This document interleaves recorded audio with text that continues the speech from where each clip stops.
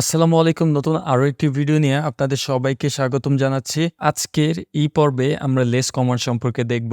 গত পর্বে আমরা ক্যাট কমান্ড সম্পর্কে দেখেছিলাম এবং সেই ক্যাট কমান্ডের থ্রুতে কিভাবে আমরা ফাইল ওপেন করতে পারি সেটা দেখেছিলাম। ক্যাট কমান্ডে একটি সমস্যা আছে, সেই সমস্যাটা যদি আমরা জানতে চাই, আমরা একটা ফাইল ওপেন করি। এখানে আমি একটি থিম ডিটেইলস নামে একটি ফাইল ক্রিয়েট করেছি এবং এই ফাইলে অনেকগুলো কন্টেন্ট দিয়েছি। হ্যাঁ, এটা বাল্ক কন্টেন্ট আপনাদের দেখার সুবিধার্থে বা বোঝার সুবিধার্থের জন্য।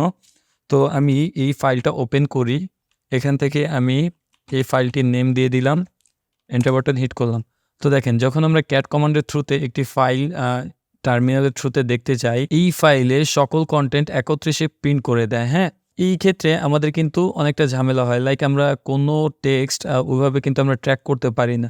আমরা চাচ্ছি যে শুরু থেকে আমরা কোনো একটা কন্টেন্ট দেখতে বা রিড করতে। হ্যাঁ, সেটার জন্য আমাদের দেখেন এই ক্যাট কমান্ডের থ্রুতে একদম সেই ফাইলটাকে রান করে বা প্রিন্ট করে আমাদেরকে একদম স্ক্রল আপ করে তারপর এখানে আমাদের শুরুর দিকে গিয়ে একটু একটু করে আমাদের কন্টেন্ট পড়তে হবে। হ্যাঁ, তো এই কন্টেন্ট পড়ার পরেও কিন্তু আমাদের অনেক ক্ষেত্রে ট্র্যাক করতে পারবো না যে আসলে কোথায় পড়েছিলাম। এখান থেকে আমাদের এই যে স্ক্রল করে করে করে করে তারপর হচ্ছে আমাদের এই ভিউটা করতে হবে। হ্যাঁ, তো সেই ক্ষেত্রে কিন্তু অনেকটা মেসি হয়ে যায়, যে দেখা যাচ্ছে একটু স্ক্রল করলাম, একটু স্ক্রলটা বেশি হয়ে গেলে সেক্ষেত্রে আমাদের চোখের আন্দাজটাও দেখা যাচ্ছে যে সরে গেল, যে এই টেক্সটটা আমরা নোট করে পড়তেছিলাম সেই টেক্সট থেকে অনেকটা পেছনে চলে গেল। হ্যাঁ, সেটা আবার খুঁজেও একটা হ্যাসেল এটা। হ্যাঁ, এই সমস্যা সমাধানের জন্য আমরা একটা কাজ করতে পারি, আমরা লেস কমান্ডটা ইউজ করতে পারি। তো লেস কমান্ডটা কি কাজ করে সেটা দেখার জন্য আমরা একটা কাজ করি। এখানে আমরা এটা ম্যানুয়ালটা দেখি। লেস কমান্ড, দেখেন লেস কমান্ডে যখন যাব সে কি বলতেছে, লেস কমান্ড হচ্ছে অপোজিট অফ মোর।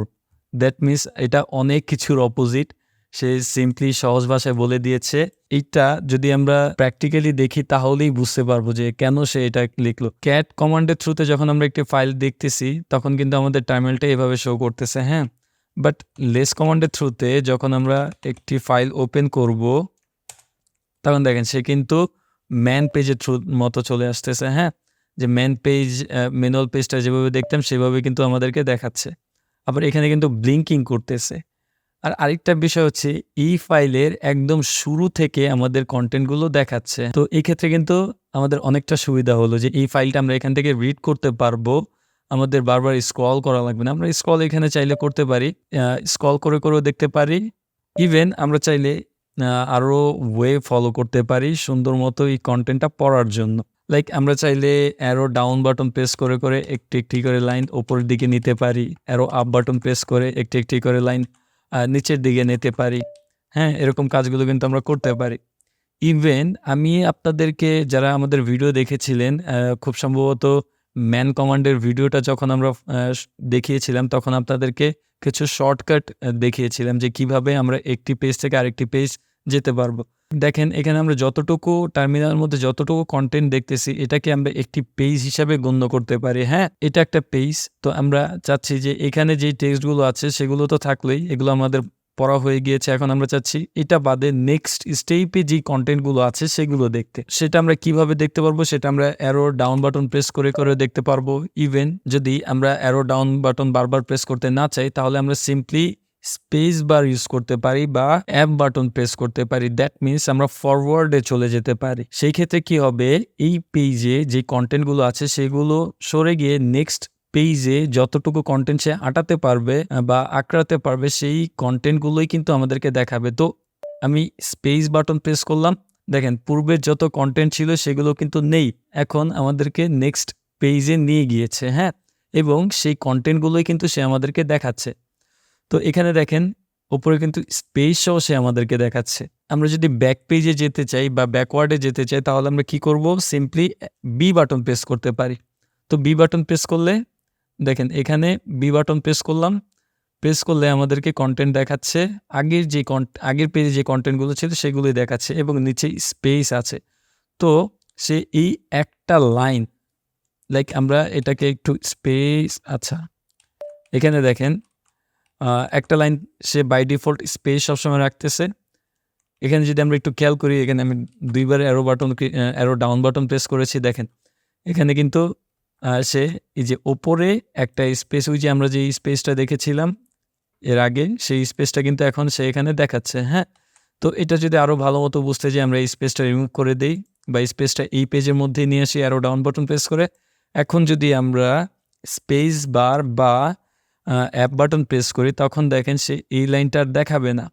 সে এই লাইনের পরে যেই টেক্সটগুলো আছে সেগুলোই আমাদেরকে দেখাবে। তো আমি অ্যাপ বাটন প্রেস করলাম, দেখেন সে কিন্তু সেটাই করতেছে, হ্যাঁ?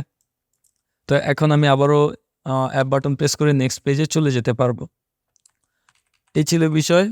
আমরা অ্যাপ বাটন প্রেস করে নেক্সটে যেতে পারবো, বি বাটন প্রেস করে ব্যাক পেজে যেতে পারবো। এগুলো নিয়ে আমরা এর আগে আলোচনা করেছি। যারা ভিডিওটি দেখেননি তারা অবশ্যই দেখে নিবেন। এরপর আমরা চাইলে এখান থেকে সার্চও করতে পারবো। তো পার্টিকুলার কনটেন্ট আমরা এখান থেকে সার্চ করতে পারবো। সেই সার্চ করার জন্য আমাদের সিম্পলি ফরওয়ার্ড স্ল্যাশ ইউজ করতে হবে। লাইক আমি এখানে ফরওয়ার্ড স্ল্যাশ ইউজ করলাম। এরপর আমরা যেই টেক্সটটাকে আমরা সার্চ করতে চাচ্ছি আমরা সেই টেক্সটটার নাম এখানে লিখে দিব বা সেই টেক্সটটা লিখে দিব এখানে।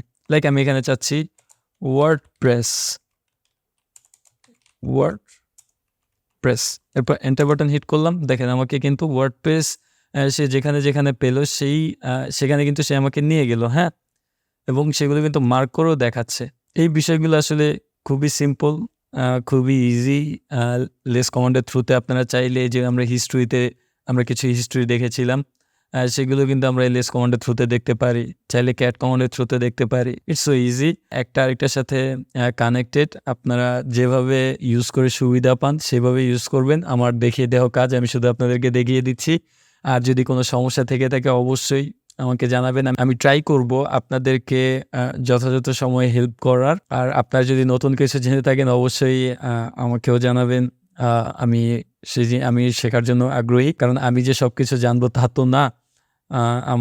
আপনাদের মধ্যে থেকে অনেকেই আছে যে আমার চেয়ে অনেক ফার দেন বেটার জানেন, যাদের কাছে আমার শেখা কিছুই না। তো আপনারা যদি এরকম টাইপের কোনো কিছু হয়ে থাকে যে ভাই আপনি এই বিষয়গুলো তো দেখেননি, হয়তো সেটা আমার মিস্টেক হতে পারে বা হয়তো এরকম হতে পারে সেই বিষয়টা আমি জানি না বা মনে নেই, যার কারণে সেই কন্টেন্টগুলো আমার দেওয়া হয়নি। তো আপনারা একটু কষ্ট করে রিমাইন্ড করে দিবেন। যদি আপনাদের প্রয়োজন হয় আমি অবশ্যই ট্রাই করব সেই কন্টেন্টগুলো নিয়ে হাজির হতে। ভিডিওটি যদি ভালো লেগে থাকে অবশ্যই like, comment, share and subscribe করবেন। আজ এই পর্যন্তই। দেখা হচ্ছে নেক্সট পর্বে। আল্লাহ হাফেজ।